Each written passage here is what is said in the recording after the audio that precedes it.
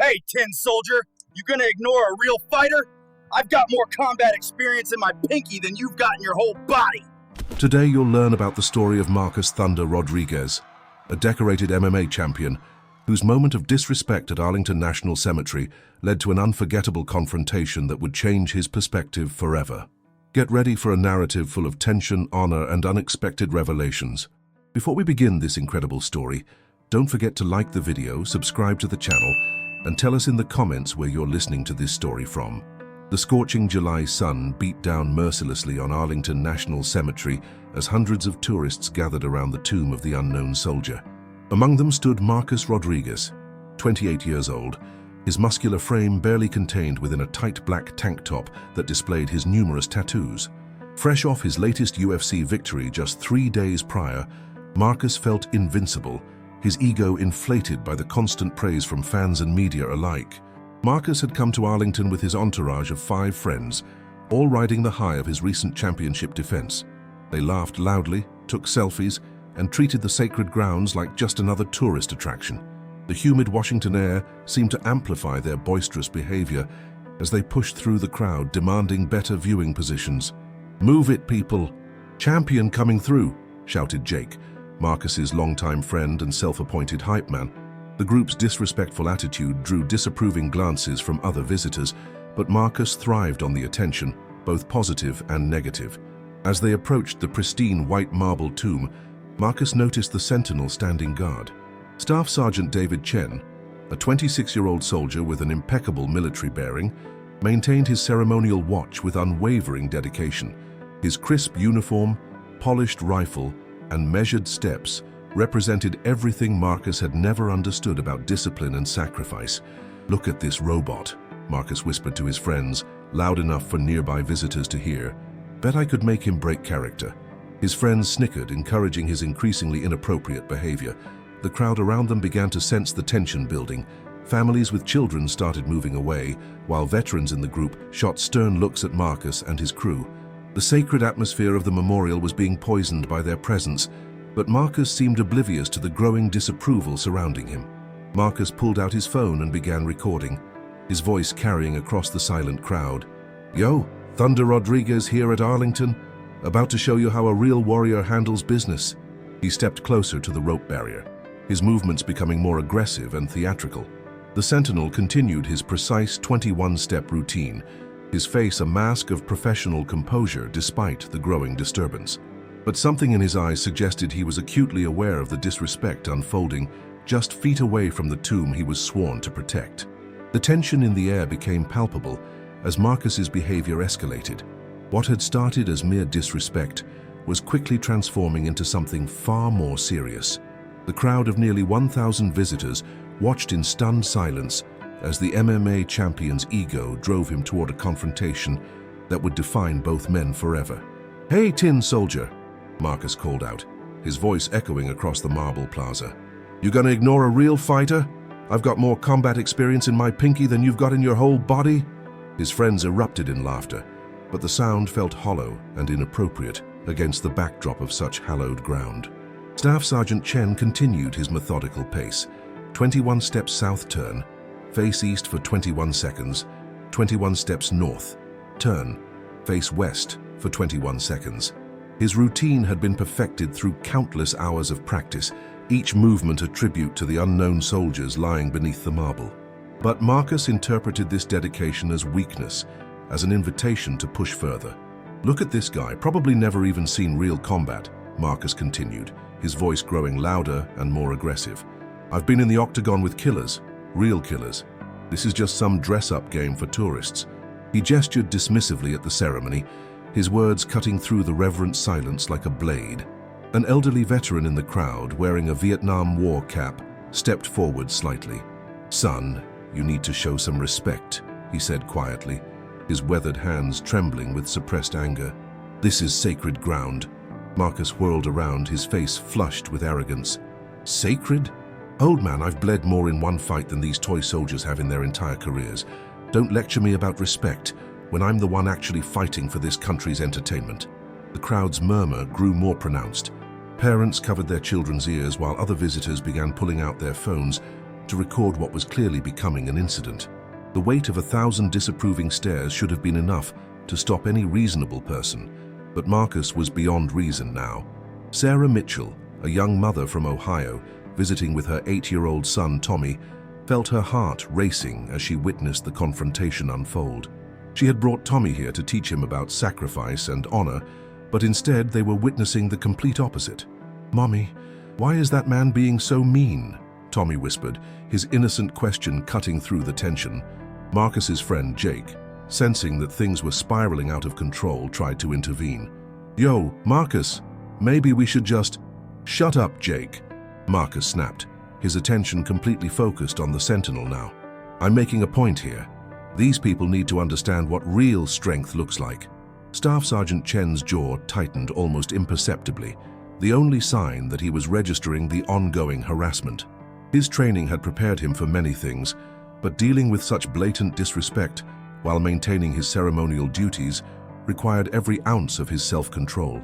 The rifle in his hands felt heavier with each passing moment, not from its physical weight but from the emotional burden of protecting the dignity of the unknown soldiers while being publicly humiliated. The crowd began to part as Marcus stepped even closer to the rope barrier. His muscular frame cast a shadow across the pristine white stones as he positioned himself directly in the Sentinel's path. "I bet you can't even fight," he taunted. "All that fancy marching, but can you actually throw a punch?" Dr. Elizabeth Warren, a historian who had been giving a quiet tour to a group of college students, felt compelled to speak up. "Sir, this ceremony honors soldiers who gave their lives for our freedom. Your behavior is not only inappropriate, it's deeply hurtful to everyone here." Marcus turned his attention to her, his eyes blazing with misplaced confidence. "Lady, I've given more to this country than any of these ceremonial guards ever will. I've entertained millions, brought in millions in revenue. What has this guy done except walk back and forth in a fancy uniform?" The Sentinel's next turn brought him face to face with Marcus, separated only by the rope barrier and about 3 feet of sacred ground. For a brief moment, their eyes met. Staff Sergeant Chen's gaze was steady, unwavering, filled with a quiet strength that seemed to emanate from somewhere deeper than mere training. It was the look of a man who understood sacrifice, who had chosen duty over personal glory, who stood guard over the memory of heroes. But Marcus misread that look entirely. He saw it as a challenge, as weakness disguised as stoicism. "There we go," he said with a cruel smile. "Finally got your attention, didn't I?" The crowd held its collective breath as Marcus raised his phone higher, ensuring he was capturing every moment of what he believed would be his viral triumph over military authority. He had no idea that he was about to cross a line that would change everything, not just for him, but for everyone watching this sacred ceremony unfold into something unthinkable. What happened next would be replayed on social media millions of times and become one of the most shocking confrontations ever recorded at Arlington National Cemetery. Marcus, drunk on his own arrogance and the attention of the crowd, made a decision that would haunt him for the rest of his life. "You know what?" Marcus announced loudly, his voice carrying across the entire plaza. "I'm going to show everyone what happens when a real warrior meets a fake one." Without warning, he ducked under the rope barrier and stepped onto the sacred ground surrounding the tomb. The collective gasp from the crowd was audible. Children began crying, veterans shouted in outrage, and several people immediately began calling security. But Marcus was beyond caring about consequences now. He strutted directly into Staff Sergeant Chen's ceremonial path, forcing the Sentinel to stop mid-stride. "There we go," Marcus shouted triumphantly, spreading his arms wide. "The robot finally stops. What are you gonna do now, soldier boy? Gonna arrest me? Gonna fight me?" He began bouncing on his toes, shadowboxing in front of the tomb, his movements a grotesque mockery of the solemn ceremony. Staff Sergeant Chen stood perfectly still, his rifle held at the ready position. His face remained impassive, but something had changed in his eyes. The professional composure was still there, but underneath it, a fire was beginning to burn. This wasn't just about protocol anymore. This was about the honor of every unknown soldier lying beneath that marble, every fallen hero who would never come home. "Come on," Marcus taunted, stepping even closer. "Show me what you got. I've taken down guys twice your size in the octagon. You're nothing but a glorified security guard in a fancy costume." The crowd watched in horrified fascination as Marcus began performing exaggerated fighting moves around the tomb. He threw air punches, executed mock takedowns, and even pretended to slam an invisible opponent onto the sacred marble. Each movement was a desecration, a slap in the face to everything the memorial represented. Tommy Mitchell tugged on his mother's sleeve, tears streaming down his face. "Mommy, make him stop. He's being mean to the sleeping soldiers." Sarah pulled her son closer, her own eyes filling with tears of rage and shame at witnessing such behavior. Dr. Warren's college students stood frozen in shock. These young people had come to learn about American history and values, but instead, they were witnessing the complete opposite of everything their country was supposed to represent. "This is not who we are," Dr. Warren whispered, her voice breaking with emotion. Marcus's friends had gone silent now, finally realizing that their leader had crossed a line from which there might be no return. Jake tried one more time to intervene. "Marcus, man, we need to go. Security's coming and this is getting way out of hand." "Security?" Marcus laughed maniacally. "Let them come. I'll take on all of them. I'm Marcus Thunder Rodriguez. I'm untouchable." He turned back to the sentinel, who hadn't moved a muscle despite the chaos erupting around him. "Oh, you're pathetic," Marcus snarled, now standing less than 2 feet from Staff Sergeant Chen. "Standing here playing dress-up while real men like me do the actual fighting. You want to know what a real warrior looks like?" He flexed his muscles, his tattoos rippling across his arms. "This is what strength looks like, not your little marching routine." The sentinel's breathing remained steady, controlled, but his knuckles had gone white where they gripped his rifle. Every fiber of his being wanted to respond, to defend not just himself, but the sacred ground he was sworn to protect. But his training held him in place even as Marcus continued his verbal assault. "I bet you've never even been in a real fight," Marcus continued, his voice dripping with contempt. "Probably joined the military because you couldn't cut it in the real world. Well, guess what? You're about to learn what real combat feels like." And then, Marcus did the unthinkable. He reached out and shoved Staff Sergeant Chen's shoulder, actually making physical contact with the sentinel. The crowd erupted in screams of outrage and disbelief. Several veterans began pushing forward, their faces red with fury, while others frantically called for police. The moment Marcus's hand touched the sentinel's uniform, something fundamental shifted in the atmosphere. Staff Sergeant Chen's head turned slowly, deliberately, until his eyes locked directly onto Marcus's face. What Marcus saw there made his blood run cold. It wasn't anger in those eyes, though anger was certainly present. It wasn't hatred, though that was there too. It was something far more terrifying. It was the look of a man who had seen real combat, real death, real sacrifice. It was the gaze of someone who understood the true cost of freedom and was willing to pay any price to protect it. For the first time since this confrontation began, Marcus felt a flicker of genuine fear. The sentinel's stare seemed to pierce right through him, seeing past his muscles, past his championship belts, past his bravado, down to the scared, insecure man hiding beneath all that manufactured toughness. "Oh," Marcus whispered, his voice suddenly much smaller. "Oh no." The silence that followed was deafening. 1,000 onlookers held their breath as Staff Sergeant Chen's piercing stare seemed to freeze Marcus in place. The MMA champion, who had never backed down from any opponent in the octagon, found himself completely paralyzed by the intensity of the sentinel's gaze. "Step back from the tomb." The words came out low, measured, and filled with an authority that seemed to emanate from the very core of the soldier's being. Staff Sergeant Chen's voice carried the weight of every fallen hero, every sacrifice made on foreign soil, every family that had lost a son or daughter in service to their country. Marcus tried to speak, tried to maintain his bravado, but no words came. The sentinel's eyes held him captive, and for the first time in his adult life, Marcus Rodriguez felt truly small. This wasn't the manufactured intimidation of the fighting world. This was something real, something that spoke to a deeper part of the human soul. "I said step back." Chen's voice remained calm, but there was steel beneath the surface. His military bearing was perfect, his posture unwavering, but his eyes told a different story.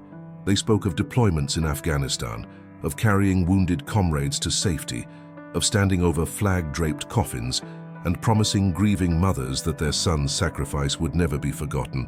The crowd watched in stunned amazement as Marcus, the feared UFC champion, began to tremble. His hands, which had delivered knockout punches to some of the world's toughest fighters, shook uncontrollably. Sweat beaded on his forehead despite the fact that he hadn't thrown a single punch. "You don't understand," Marcus finally managed to whisper, his voice cracking. "I'm a fighter. I'm supposed to be strong." Strength. Staff Sergeant Chen took one measured step forward, his movements precise and controlled. "You think strength is about muscles? About winning fights for entertainment? Let me tell you about real strength, son." The Sentinel's voice grew quieter, forcing everyone to strain to hear his words. "Real strength is standing watch over the dead when no one's watching. Real strength is carrying your wounded brother 3 miles through enemy fire. Real strength is writing letters to the families of soldiers who won't be coming home, knowing that your words will be read at funerals by mothers who will never see their children again." Marcus's legs began to buckle. The weight of the Sentinel's words, combined with the intensity of his stare, was breaking down every defense the fighter had built around himself. I didn't know." "You didn't know because you never asked," Chen continued, his voice now carrying a sadness that seemed to encompass all the loss and sacrifice he had witnessed. "You came here thinking this was just a show, just some ceremony for tourists. But every step I take honors men and women who gave everything so that people like you could have the freedom to disrespect their memory." The crowd had grown completely silent. Even the children had stopped crying, sensing that they were witnessing something profound and life-changing. "Doctor." Warren found herself crying openly. Her students gathered around her in stunned silence. Sarah Mitchell watched as her son Tommy stepped forward slightly, his young voice cutting through the tension. "Mr. Soldier, is he gonna be okay?" The innocent question seemed to break something inside both men. Staff Sergeant Chen's expression softened slightly as he glanced at the child, then returned his gaze to Marcus. "That depends on whether he's ready to learn what honor really means." Marcus collapsed to his knees on the sacred ground, his entire body shaking with the weight of his realization. "I'm sorry," he whispered, tears streaming down his face. "I'm so sorry. I didn't understand. I thought being strong meant never backing down, never showing weakness. Getting back up after you fall, that's strength," Chen said quietly. "Admitting when you're wrong, that's courage. Honoring those who came before you, that's what makes you a man."